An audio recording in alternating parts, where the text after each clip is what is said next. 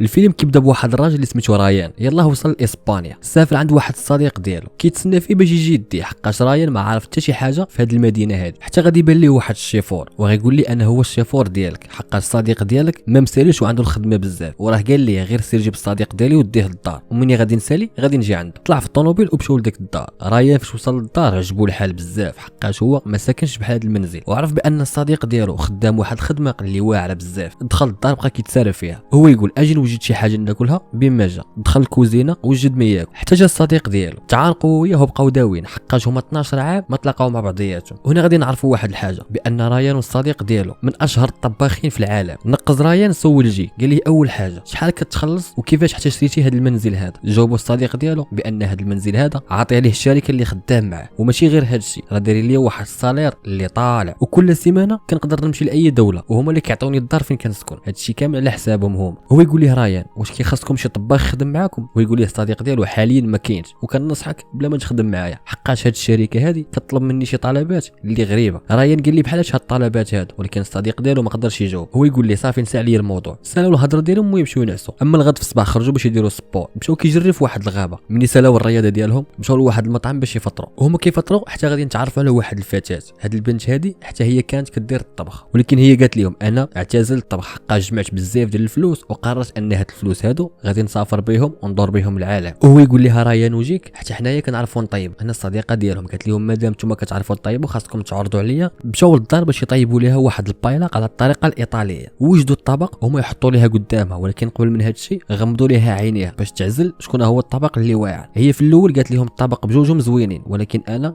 كيعجبني الطبق هذا، وهذاك الطبق تبين انه ديال رايان. اما الغد في الصباح رايان غادي يفيق على واحد الميساج غادي يجيه في التليفون، وداك الرساله فيها ان شي واحد كيهدد رايان، والا ما عطاش واحد الفلوس من هنا 3 ايام غادي يقتلو. هنا غادي نعرفوا بان رايان هارب من الميريكان حقاش شي واحد كيساوي الفلوس، ما قدرش يجاوبه وكمل النهار ديالو. هو يجي عنده الصديق ديالو قال لي انا غادي نمشي للخدمه وما غادي نجي حتى الليل. رايان قال ليه ماشي مشكل خذ راحتك، ولكن رايان استغل الفرصه هو يهز الحاسوب ديالو، دخل الحساب ديالو ديال الفلوس. هو يلقى انه عنده واحد الثروه اللي كبيره، ولكن ما عندوش كيفاش يدير، كلمه السر كاع ما كيعرفها. بقى مريح في الدار حتى يجي الصديق ديالو. في الليل جا الصديق ديالو وبين انه طالع عليه الدم، وهما يريحوا على المسبح وبقاو كيهضروا مع بعضياتهم. رايان قال لجيك كتبان لي معصب مالك. نقص جيك ويقول ليه انا هادشي اللي كندير فيه ما عجبنيش، وحتى الخدمه ديالي ما كتعجبنيش حقاش انا كبرت في العمر وباقي لحد الان ما تزوجت، ما عندي حتى شي ولاد. هادشي هو اللي كيزيد يطلع عليا الدم يوميا، انا ما بقيتش راضي على هاد الحياه هادي. سالاو الهضره ديالهم وكل واحد مشى يتكي ناس. ولكن الغد في الصباح رايان فاق من النعاس وهو يلقى الصديق ديالو منتحر. رايان بين في ما بقاش فيه الحال حقاش هو كيحسد الصديق ديالو من العيشه اللي عايش فيها. رايان ما عرف ما يدير وما عرفش اشنو غادي يقول للبوليس، ولكن هو مريح غادي يطيح ليه واحد الفكره اللي هي علاش ما يمتحنش الشخصيه ديال الصديق ديالو، هو يدير راسو هو وياخذ الممتلكات ديالو وحتى الفلوس. ولكن اول حاجه خاصو يدير هو يتخلص من الجثه ديالو. ومن بعد هذا الشيء اول حاجه دار عيط للبنك وقال لهم انا هو جي، ولكن راني نسيت المود باس ديال الحساب ديالي. الموظفه اللي كاينه في البنك ما تاقتش به، قالت لي باش غادي نعرفك انت هو جي خاصني ضروري نقول لك واحد الاسئله اللي هما شخصيه. ديك الموظفه بقات كتسول فيه، ولكن رايان ما قدرش يجاوب على هاد الاسئله هادو. مني ما جاوبهاش قالت لي لحد الان ما نقدر ندير معك حتى شي حاجه، وهي قطعت الاتصال. واحد شويه غادي يجي واحد الرساله في التليفون مع هاد الشخص اللي كيساوي الفلوس، صيفط ليه الصوره ديال الام ديالو وقال ليه الا ما صيفطتيش لي الفلوس اللي كنسالك غادي نقتلها. هنا فين جاوبو رايان قال لي عطيني غير اسبوع وغادي نصيفط لك اكثر من داكشي اللي كتسالني. وهو مريح في الدار حتى غادي ندخلوا عنده واحد الوكاله. هو يقول لي واش انت هو الاستاذ جيك؟ هنا رايان كتب عليهم وقال لي انا هو. قال لي حنايا هي الوكاله اللي خدام معنا وراك بغيناك لواحد المهمه. انا رايان قال لهم مرحبا ماشي مشكل، ولكن عندي واحد الطلب، غتسبقوا لي واحد القدر من الفلوس. نقزت ديك الموظفه وقالت لي مرحبا ماشي مشكل، شحال خاصك ديال الفلوس؟ هو يقول لها بلاتي شحال هو الصالير بعدا؟ وتقول ليه 300,000 دولار. انا رايان تصدم بزاف ويقول لها ماشي مشكل، بغيتك تسبقي لي 50,000 دولار وبغيتك تحوليها لي دابا. وديك الموظفه وافقت، حولت لي ديك 50,000 دولار. مع شافها رايان حولها للصديق ديالو اللي كان كيهددو بالقتل ديال الام ديالو. وهي تقول لي الموظف واش اختاريتي اللحم اللي غطيب لينا ولا لا؟ ويقول لها رايان ماشي مشكل اي لحم نقدروا نطيبوا به. وهي تقول ليه لا حنا الزبناء ديالنا كيبغيو واحد اللحم خصيصا، وهذا اللحم هذا خاصنا نمشيو نعزلوه. رايان قال لها ماشي مشكل غادي نمشيو نعزلوه دابا. ركبوا في الطوموبيل وهم يمشيو لواحد البلده، وهي تقول لي تقدر تختار الضحيه ديالك اللي غادي نقتلوها وتكون هي اللحم، حقاش حنا كنبغيو الضحيه ما تكونش كتكمي واللحم ديالك يكون طازج. هنا رايان ما فهم حتى شي حاجه وما حاولش يقول لهم انهم راه ما عارفش علاش كيدويو، دار راسو ان ما كايناش شي ضحيه اللي عنده واحد اللحم طازج. ويقول لهم يلا نرجعوا حتى نغداو ناخذ شي ضحيه اخرى. وهما يرجعوا للدار. فاش رجع للدار بقى كيفكر الداخل وقرر انه غادي يهرب. جمع الحوايج ديالو وبدا غادي هارب من الدار ويتلاقى مع داك الموظف. تقول لي فين غادي؟ قال لي غير تخنقت وما جانيش النعاس، داكشي علاش فكرت نخرج نضرب شي دويره. وتقول لي الموظف احنا عارفين بان جيك عنده الارق ومره كيبغي يخرج يدور او اللي يكون بوحدو. وبقات داويه معاه وقالت لي بان الشركه ديالنا ما كنقتلوش اكثر من 75 ضحيه في العام، حقاش حنايا الزبناء ديالنا كيبغيو شي حاجه اللي تكون مزيانه، حقاش هما كيخلصونا مزيان. هنا رايان ما صاب ما يقول ليها ودار راسو بانه غادي يطلع باش ينعس. اما الغد في الصباح جا عنده موريس الموظف الاخر وقال ليه يلا خاصنا نخرجوا نقلبوا على الضحيه ديالنا. هنا رايان ما صاب كيفاش يدير ومشى معاه. وصلوا لواحد البلده وما يتلاقاو مع واحد الميكانيسيان، ولكن هذا الميكانيسيان هو اللي هضر معاه قال لهم واش خاصكم شي حاجه. فاش شافوا موريس عرفوا ان هذا هو الضحيه. قال لي الطوموبيله ديالي خاسره واش تقدر تجي معنا ليها؟ داك الميكانيسيان مشى معاه، ولكن انفو دخل تحت الطوموبيل موريس جبد الفردي ديالو وتيرا فيه. بداو غاديين راجعين وما يتلاقاو مع واحد ضابط سولهم قال لهم اشنو كديروا نتوما هنايا؟ موريس كذب عليه وقال لي حنايا جينا نشوفوا واحد العقارات، حقاش حنا باغيين نبنيو واحد الاوتيل في هذه البلده هذه. بقى داوي معاه ويجبد لي الكارت فيزيت ديالو قال لي هاك ولا بغيتي تجي عندي راه كاين العنوان ديالي، وهذا العنوان هذا هو فين غتكون الحفله اللي دايراه الوكاله. ركبوا في الطوموبيل وداو معاهم الضحيه. فاش وصلوا للدار ديك الموظفه طلبت من رايان انه خاصو يقطع ديك الضحيه مزيان باش يوجد بها العشاء في الليل. انا رايان ما عندوش ما يقول، شد ديك الضحيه وقطعها مزيان، ولكن فاش دخل يعوم باش يتنقى من داك الدم بقى كيبكي وبقى فيه الحال بزاف. فاش خرج من الدوش جاتو الفكره بانه خاصو يهرب. جمع حوايجو وركب في الطوموبيل، ولكن فاش كان غادي في الطوموبيل كان عقله ما مركزش مزيان. هادشي هو اللي خلاه يدخل في واحد الجارديني. نزل من الطوموبيل وقال الجارديني واش وقعت لك شي حاجه. هو داوي معاه حتى جا عنده موريس قال لي شوف بلا ما تحاول انك تهرب، حقاش انا عرفتك باغي تهرب، ولا بقيتي تهربتي الوكاله غتبقى تابعك فين مشيتي وغتقتلك، حقاش شحال من واحد طباخ خدم معنا وهرب وفاش داتو الوكاله قتلاته. هو يسولو رايان وعلاش انت خدام معاهم؟ قال لي انا خدام معاهم حقاش كيخلصونا مزيان. رايان ما صاب كيفاش يدير ورجع معاه للدار باش يوجد الوجبه ديالو. جبد الادوات ديالو باش يوجد الماكله، وحتى من الزبناء جاو باش ياكلوا، وهو كيوجد في الماكله حتى غادي يدخل الضابط اللي شافوه في ديك البلده ومعاه بوليسي اخر. خرج عنده الموظفه سلمت عليه وبقات تهضر معاه. قال لي جيت كنقلب على ولد اختي الميكانيسيان حقاش من الصباح ما بانش، واخر واحد شافه هو هذاك الراجل اللي سميتو رايان وموريس. قالت ليه رايان وموريس خارجين ما مسالينش دابا وغيرجعوا من هنا لواحد الساعه. اما الضابط قال لها انا عندي الوقت الكافي غادي نتسناهم. الموظفه عرفت بان الضابط ما غيمشيش وهي تقول ليه اجي ندخلك لعندهم راهم بداخل كيطيب. فاش دخل الضابط عند رايان قال لي بغيت نسولك كيفاش نتايا باغي تخدم في العقارات وكطيب دابا؟ هنا رايان باين في انه متوتر ومرتبك. انا بصح مهندس ولكن كيعجبني الطبخ واخدو كهوايه. الضابط بدا كيسول في رايان واحد الاسئله على العقار والهندسه. هنا رايان ما عرفش يجاوب، ولكن ديك الموظفه دخلت. فاستاد الضابط مع رايان الهضره بدا غادي خارج ويقول للموظفه قال لها مؤخرا البلده كيختفيو منها بزاف الناس، والغريب في الامر ان هاد الناس هادو فاش كيختفيو كيوصل لوالديهم واحد الايميل، وهاد الايميل هذا كيكتبوا فيه انهم عايشين بخير وسافروا المدينه غير كيجمعوا في الفلوس باش يرجعوا، ولكن في الحقيقه هما باقيين ما رجعوش. وهو غادي حتى غتبان ليه الطابله اللي فيها دوك الزبناء كيتسناو العشاء. سلم عليهم كاملين وينقز واحد الشينوي